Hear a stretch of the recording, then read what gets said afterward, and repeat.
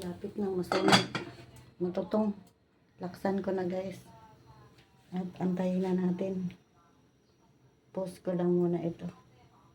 Ayan na guys. Kuhain na natin. Uminom muna ako ng kalahating basong tubig. At doon na natin yan sa loob ng kwarto. Lalagyan ng tubig. Tapos,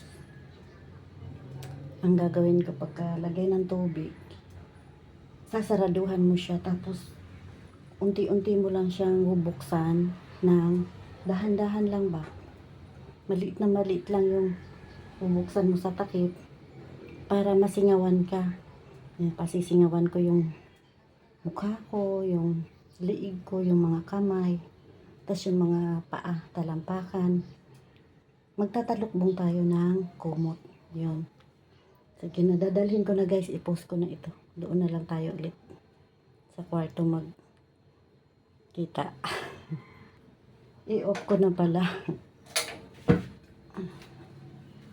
Sige. Ayan na guys. Naghanda na ako ng damit ko na bisan. Ito i-ready ko rin ito dito sa loob. At magtataklukbong ako ng kumot guys. Baka masungkit yung natin. Ito lang pambubukas ko. Magtatabon ako ng kumot. Hindi niyo ako makikita. Ito na yung kumot. Nagsarado ako ng bahagya ng bintana guys.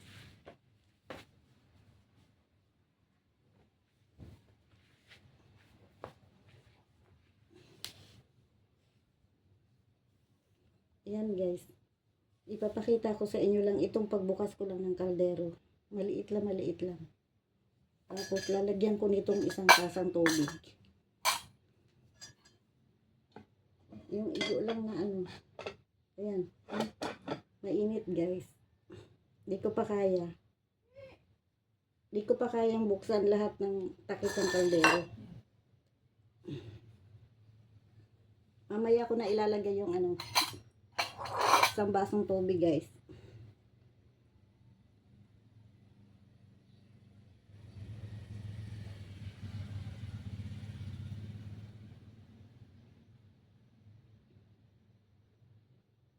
Ang liit lang ng giwang nitong guys, takip. Pumikit kayo, ipipikit nyo ang mata nyo. Tapos yung kamay nyo ang ilalagay nyo dyan sa harap ng kaldero. Huwag nyo biglain bubuksan guys. Ang liit lang ng bukas nito, gamay. Gamay lang kaayo guys. Kasi mainit na rin yung kaldero.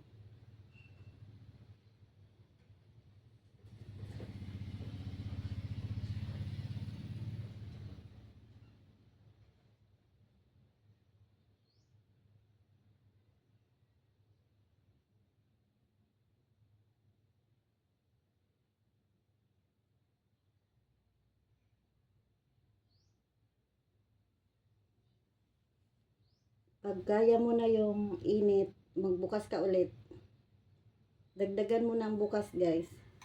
Yung kaldero. Ayan, papakita ko lang sa inyo. Kamu halos hindi pa nabuksan. Dapat makapal yung towel na dala nyo na pambukas. Ayan. Mga 1/4 inch na ang bukas ng takip ng kaldero guys.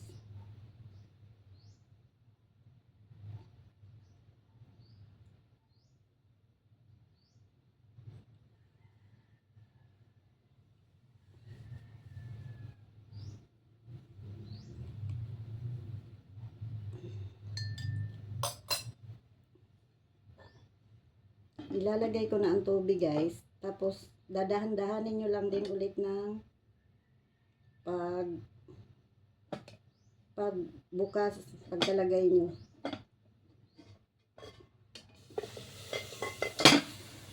Tinakpan ko muna.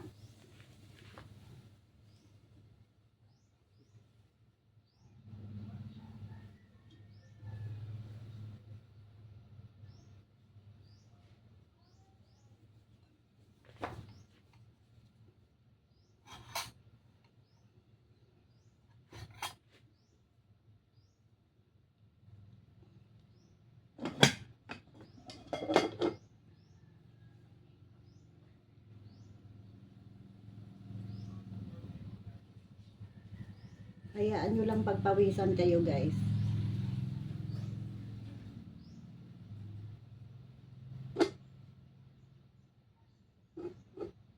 Yan guys. Pinagpapawisan na ako. Ganyan magtuog guys. Nakikita ko lang ito kay papa ko. Dati no high school pa ako guys. Ayan, nabuksan ko ng mabuti yung kaldero. Hindi pang bukas na bukas guys.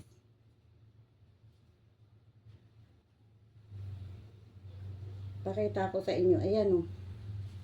Ganyan na ang bukas ng kaldero guys. Pinagpapawisan na ako niyan. Ay, di ko nadala ang towel ko dito sa loob ng kumot.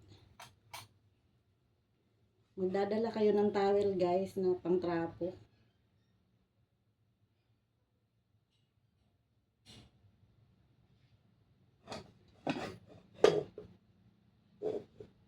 Ayan. Nabuksan ko na kalahati na ang bukas sa kaldero. At lumalabas na ang pawis sa mga kamay ko guys. Sa liig. Sa dibdib. At sa ulo.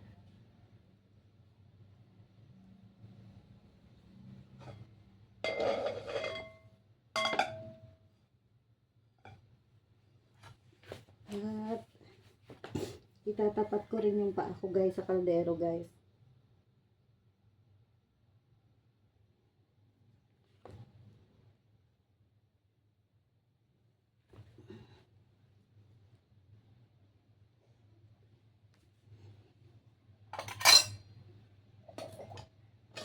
At kukuha tayo ng ano guys, itong sabaw nito guys, iinumin natin ito.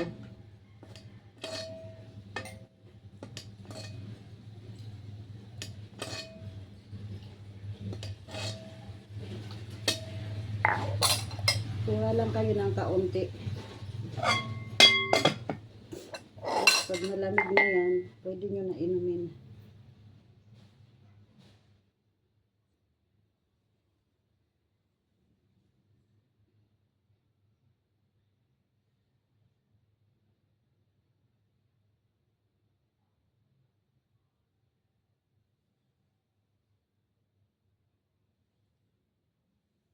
Ayan na guys.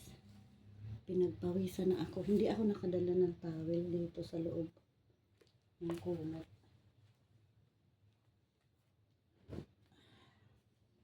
Ganun lang guys.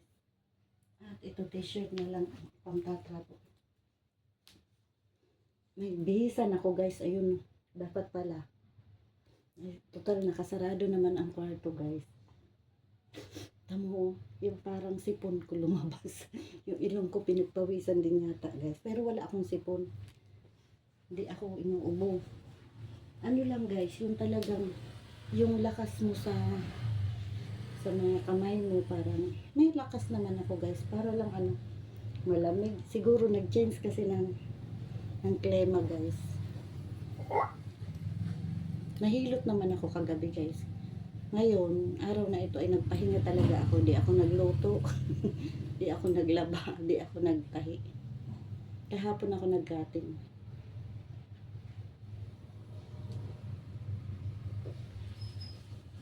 Wala namang lasa guys. Kahit nilagyan ko ng asin, di ko nalasahan ang asin. Masarap.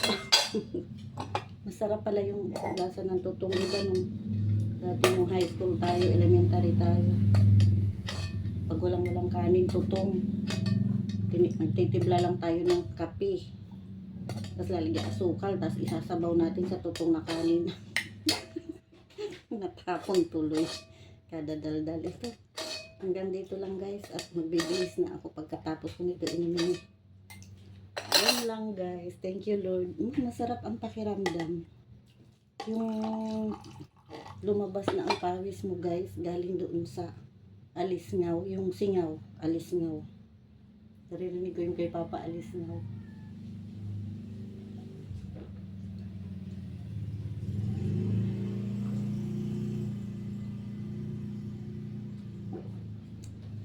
Ang sarap guys. Parang may healing talaga. Maniwala ka na lang. Para madali. Mm. Yung tutong na kanin, parang pinipig. Masarap. Masarap inumin na mainit-init pa, guys.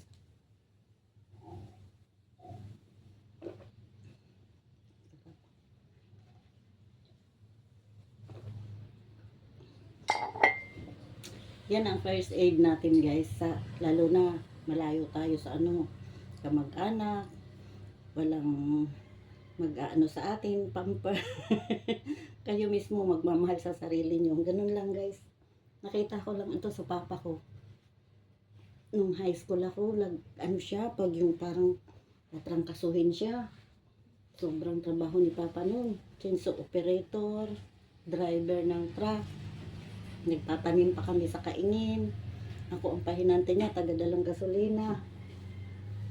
Taga-luto, Tess. Ikaw na magluluto doon ng talbos kamote. May isda lang na prito, guys. Maraming kaibigan si Papa sa tabing dagat. Pag nag-aani siya ng saging, bibigyan niya yung mga kababayan namin sa may tabing dagat ng saging.